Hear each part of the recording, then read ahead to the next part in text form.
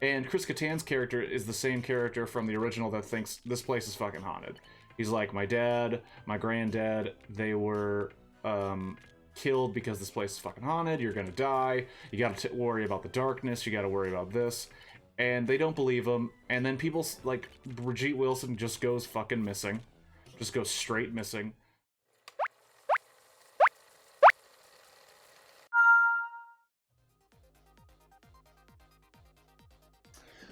Hello everybody and welcome to Blockbuster Reviews. If you don't know what that is, it is where I play a single game of Marathon in Tetris and try to review a film until I hit 150 lines or I game over the marathon. And I don't start talking about the movie until it says go. House on Haunted Hill 1999 is a remake of House on Haunted Hill from 1959, which starred the incomparable Vincent Price. Now, I watched House on Haunted Hill 1959 on the stream because it is a public domain film and we have moved to movies. I don't need to tell you the entire history of the stream. I need to talk about House on Haunted Hill 1999. Now, House on Haunted Hill 1999 is an interesting remake. It's 90s as hell. That's important. That's an important thing to note. I mentioned that Mystery Men was 90s as fuck, I think I said. But you know what? I'm going to clean it up a little bit for the audience. Even though I'm talking about a rated R horror movie where they say the F word all the time when they have a moment to do so. But it's 90s. But it's the 90s where everything looks like a Nine Inch Nails music video. I don't know if you know what I'm talking about. But if you were to watch Nine Inch Nails music videos and then just intercut random scenes from House on Haunted Hill 1999, I don't think you would notice a difference. And they also play the song Sweet Dreams. That's the Marilyn Manson cover, and I think that's all you need to know about that movie from beginning to end. That they play that song twice. Not once, twice. Anyway, House on Haunted Hill 1999, it's set up a lot like House on Haunted Hill 1959. 5 strangers are asked to spend a night in a presumably haunted house, except in this case it's an asylum, because, I mean, we threw the original story out the window, I guess.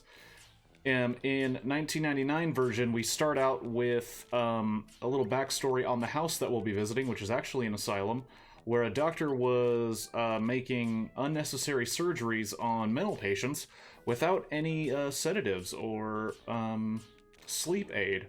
So, you know, that's kind of a dick move, and of course, you know, that causes an asylum riot, as of course it would.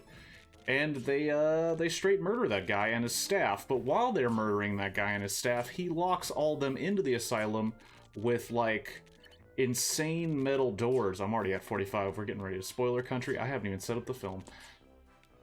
He basically locks all the dudes inside, and there's a fire because they started a riot, and fires tend to happen at riots. So they all burn, except for 5 staff workers. Everybody in that building burns to death. And then we kind of get a little bit of a, like, unsolved mystery show with Peter Graves that Famke Johnson is watching, who, if you don't know who Famke Johnson is, original Dark Phoenix is who Famke Johnson is. And if you don't know what I'm talking about, you need to watch some nerd shit lately. She's watching this shit, and she calls her husband, who is Jeffrey Rush, playing the Vincent Price role, and his last name is actually Price, which is kind of on the nose and kind of shitty, especially because, no offense to Jeffrey Rush, I like him as an actor. He's an awesome actor. I loved him as Casanova Frankenstein. I loved him as Barbossa in the Disney Pirates of the Caribbean movies, and he's a bitchin' actor, but I don't think he should have been pretending to be Vincent Price in this movie, because Vincent Price is a classic weirdo. He's the weirdo that, sure, he's supposed to be scary, but if you're ever to meet him, you'd be like, hey, this is just a dapper gentleman that I want to talk to about life and love and Hollywood. And he's trying to do a Vincent Price impression, which is, like, completely unnecessary. And his wife says, I want to have a party at this horrible place where horrible things happen. And he doesn't know why, but he's like, whatever, and she sends him the guest list, which he promptly changes. he shreds theirs and then changes it, and then for some weird reason the computer just starts changing the guest list, which is going to be important later if I actually finish the point of this story before finishing the game, which is looking less than possible. So we get the 5 people in. They're all different people, different walks of life. They have no idea who this Price guy is. They all just want that $1 million prize, because instead of $10,000 like Vinnie Price was offering, that cheapskate, Jeffrey Rush is offering a $1 million, a crisp $1 million, and he's offering that to Taye Diggs, Veronica Vaughn, Allie Larder, and I say Veronica Vaughn, she's an actress, but Brigitte Wilson, it doesn't matter, and Chris Kattan. Chris Kattan from 90s SNL is in this movie, and it's very weird to watch him act, because I'm not saying he's a bad actor, it's just weird to watch Chris Kattan act. And then, you know, standard 90s horror shit happens, ghosts, ghouls, and whatever. But what's at play is that the same thing that was in House on Haunted Hill, the original, which is the husband and the wife, Famke and Jeff Rush, they want to kill each other, and they just say it out loud, and it's so, like, blatant throughout the movie. Like, there's no hint that they don't want to murder each other, even in front of their guests. Which, that was played a little bit, that wasn't played as much in the original, which I would have liked, is if they were like, maybe they don't want to kill each other. No, it's obvious that they want to just murder each other. And the question then becomes, is all the stuff that's happening actually ghosts and ghouls, or is it a part of their plots to murder each other? And Chris Kattan's character is the same character from the original that thinks this place is fucking haunted. He's like, my dad, my granddad, they were killed because this place is fucking haunted, you're gonna die, you gotta worry about the darkness, you gotta worry about this. And they don't believe him, and then people, like, Brigitte Wilson just goes fucking missing. Just goes straight missing.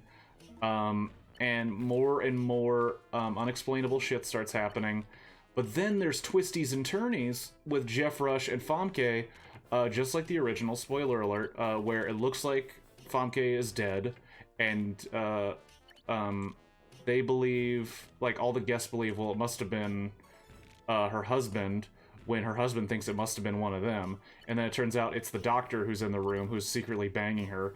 But in this movie, she just murders the doctor to have another body to pin on her husband, so that they'll think he's a murderer, so that somebody will shoot him. Oh, another thing that's fucking crazy about this movie, and about the original movie, they just give out guns as party favors? What the fuck are we talking about? 2 different movies where they're just like, and for party favors, guns. Here, grab a gun. When it's like, that's really American and weird, and I don't like it.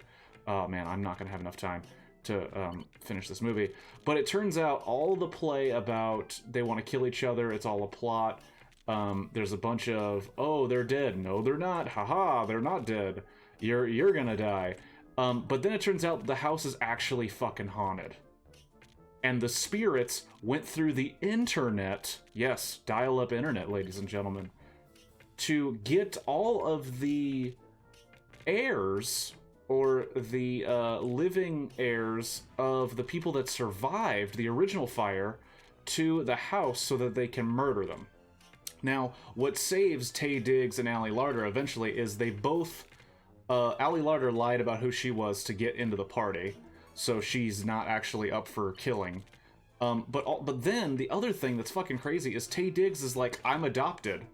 So, these ghosts can manipulate, like, computers and technology, but they can't figure out that one of the guys that they're looking at murdering is adopted? Or are they just like, we're gonna murder who is ever in here, but if you tell us that we really shouldn't be murdering you, then we'll hold off. We'll take a break. There's a lot of problems. It's very 90s goth, which is to say, like, BS, not really goth. It's a terrible movie. I have not been given enough time to talk about it. I played this game way too fast. House on Haunted Hill, 1999. It was on YouTube for free when I watched it. I think it's worth a watch for some laughs with your friends. Not great. Watch the original, which is public domain, so you can watch it anywhere. I've already talked about it too much. Have a good one.